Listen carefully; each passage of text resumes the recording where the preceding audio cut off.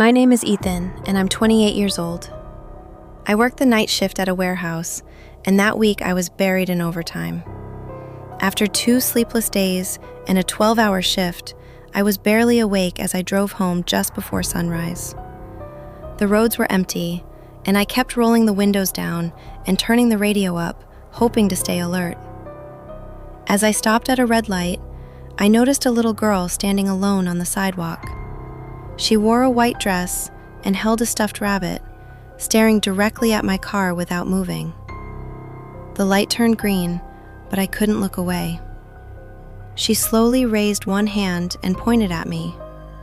A horn blasted behind my car, making me jump. I drove through the intersection, and when I checked my mirror, the sidewalk was empty. I convinced myself I was just exhausted.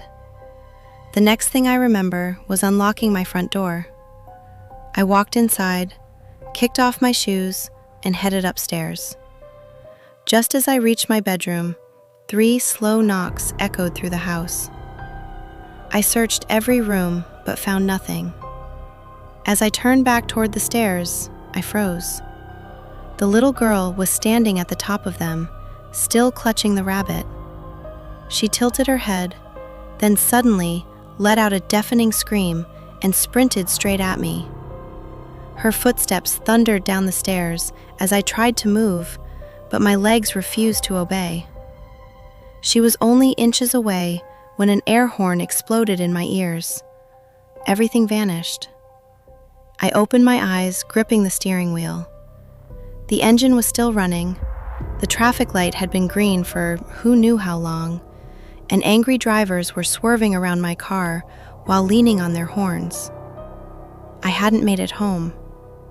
I had never left the intersection. The doctor later told me I'd likely experienced a microsleep.